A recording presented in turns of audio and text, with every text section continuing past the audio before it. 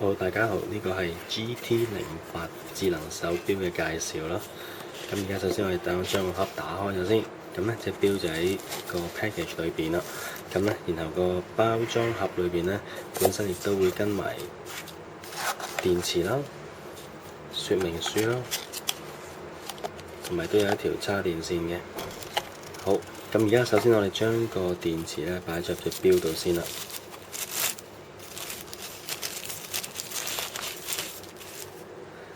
咁呢隻錶呢個蓋呢，就係呢度下邊有個位啦，咁呢可以俾你用手指呢就輕輕開一開佢，然後呢開咗之後呢，你亦都會見到個電池啦嘅呢一個位同呢一個位嘅配返啦。咁呢，即係當然啦，如果你唔入 SIM 卡嘅就唔使理呢啲位噶啦，因為呢隻錶呢有入 SIM 卡嘅功能嘅。咁就我哋或者先講咗將呢隻錶唔用 SIM 卡嘅情況之下，用藍牙同電話配對點樣做法咯。入咗電之後呢，閂翻個蓋啦，然後呢就撳右邊呢個掣，2-3秒到啦，咁佢就會開着噶啦。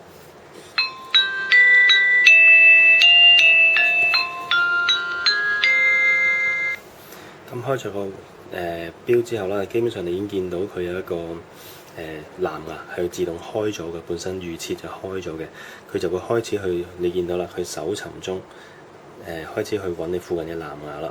咁或者我首先將個畫面轉翻做中文先啦。咁你見到佢亦都有好多有幾版嘅功能喺度嘅。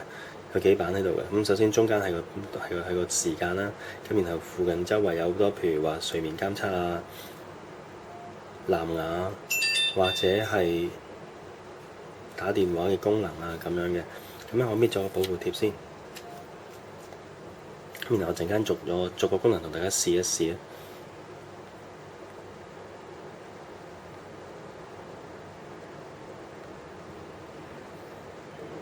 好，而家變翻繁體中文啦。好啦，咁你開隻錶之後啦，如果要將個電話同個手錶做個配對啦，咁首先呢，你係需要喺嗰個電話度咧開著咗個藍牙先。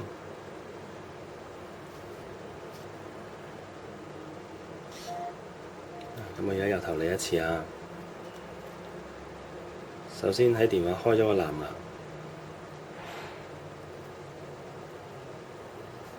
然後呢，再喺個手錶度呢，就撳呢一個掣，就去搜尋你嘅藍牙啦。咁當你搜尋到你自己電話個名啦，你撳落去，然後揀連結，然後就連線中啦。咁當佢一連到嘅話呢，電話會有個 OK 呢個掣或者確定咁樣，你撳落去。而隻錶呢，你亦都跟住會同步到啦。咁你就跟住畫面指示撳時，等佢同步啦。跟住冇幾耐呢，你就會見到佢已經已連線咁樣噶啦。咁連咗線之後啦，你就可以基本呢就做到啲基本嘅功能啦，譬如話打電話咁樣啦。咁我試下撳呢個打電話嘅掣啊。然後你試下隨意打個電話啦，譬如我當打18503查天氣咁樣嘅，再撳打出，再確定藍牙撥號咯。然後呢，同一時間呢，電話呢就開始打出㗎啦。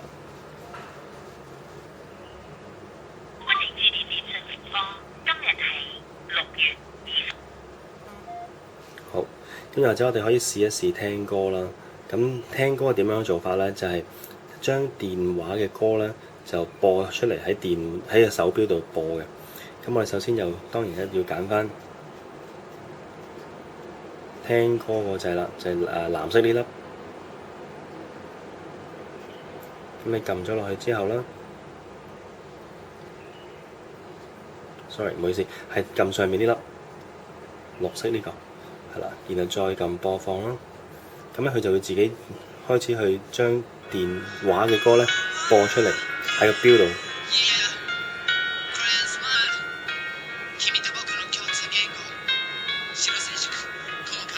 咁當然啦，你喺電話度咧撳下一首佢都會轉嘅。又或者你喺錶度撳下一手，佢都會轉嘅。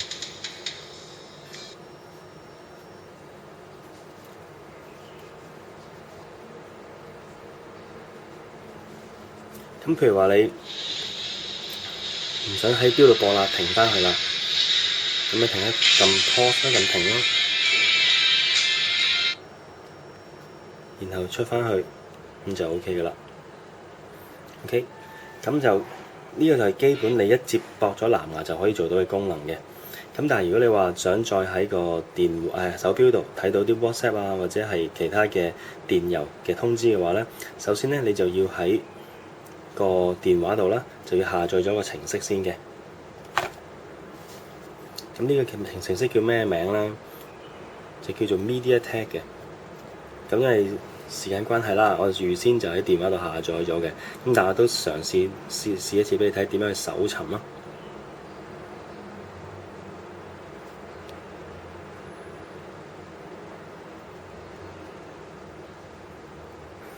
咁去返 Play Store 度啦，然後撳你揾 MediaTek Smart Device， 就係呢一個名啦。然後咧撳落去下載啦。咁因為我已經下載咗噶啦，咁咧下載完之後你就撳 Open。咁然後咧你就會見到下邊有呢個掣，你撳 Notifications 呢個掣，你撳入去之後啦，佢就會俾你揀。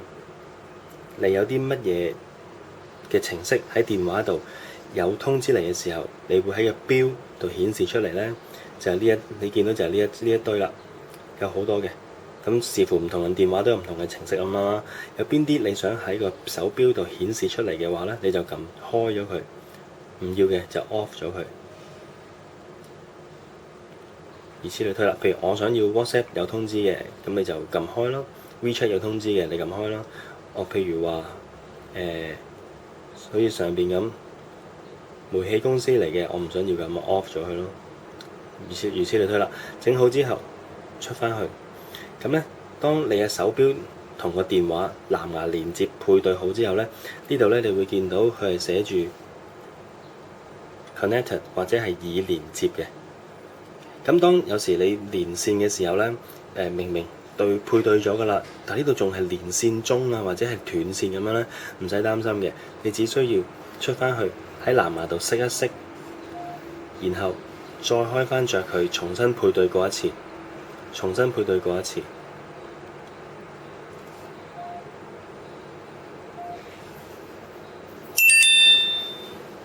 跟住咧，即係將頭先嘅步驟重新嚟過一次啦。然後咧，佢就會去連線返噶啦。你而家見到我重新連多一次嘅時候咧，佢亦都顯示重新連咗線咁樣噶啦。咁呢度設定就係咁簡單噶啦。咁做好之後啦，基本上就已經有 email 啊、WhatsApp 啊或者 WeChat 啊，頭先你所設定嘅程式嚟到之後咧，就佢會有通知噶啦。好，而家睇翻隻錶啦。咁咧基本上好簡單噶啦。咁咧你呢個就開關掣啦，你撳一下佢出翻去 menu， 即係出翻去主畫面啦。咁然後你再撳多下咧，佢會熄。再撳翻着佢咧，佢有個錶出嚟嘅，有個鐘出嚟嘅。咁你撳一撳個鐘一下啦，基本上咧佢就會轉一個唔同嘅，有3個唔同嘅鐘俾你揀嘅。你再撳多下啦，佢就另一個俾你揀啦。咁你掃一掃佢，就入翻去個主畫面度。然後你可以喺度揀功能表，跟住咧就出咗呢度大概有4版嘅。咁包括其實我唔逐個講啦，因為都好簡單嘅啫。你睇圖案會知道講咩噶啦。計數機咁撳呢個啦，打電話撳呢個啦，跟住就譬如話你想睇你而家藍牙配對咗啲乜嘅，你撳呢個啦。呢度有得俾你設置噶啦。咁你想去搜尋，有時你唔使用電話去揾個錶嘅，你可以用個錶去揾翻附近嘅裝置咧，可以揀呢個。咁佢可以搜尋藍牙啦。咁都好簡單，我仲唔詳細講啦。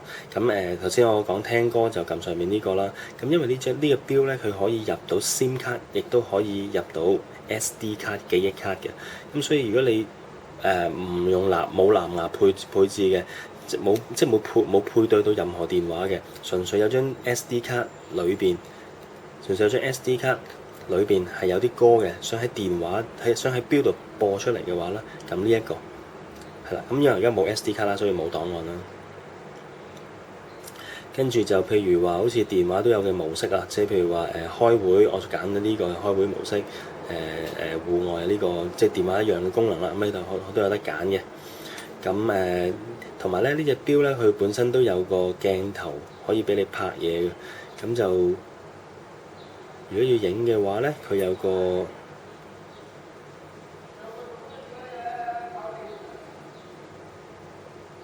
呢個啦，呢個咧就係影短片嘅，係啦，唔好意思影到我添。咁就係啦，呢個鏡頭喺前邊呢個位嘅，咁可以返回啦。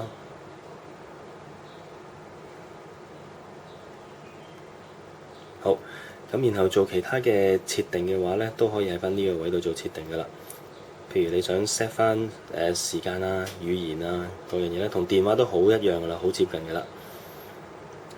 跟住咧就睡眠監測呢啲基本上係唔使做任何藍牙配對嘅，喺個電話裏邊，喺個手錶裏邊本身有嘅嘢咧就唔使做咩配對嘅啦。譬如呢個你見到好似有啲瞓覺嘅圖案咁呢個啦，你撳入去之後再撳開始，跟住咧你帶住隻錶去瞓覺啦，到醒咗之後你就撳停止，佢就會話俾你聽你睡眠質素有幾好啊，或者有幾唔好咁樣噶啦。咁然後返回翻就完成噶啦。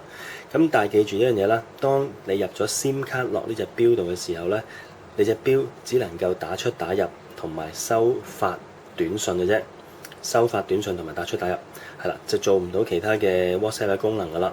咁就你呢樣嘢要留意啦，你要收到 WhatsApp 啊或者係email 嘅通知嗰樣嘢咧，你係需要用隻錶用藍牙同電話配對咗。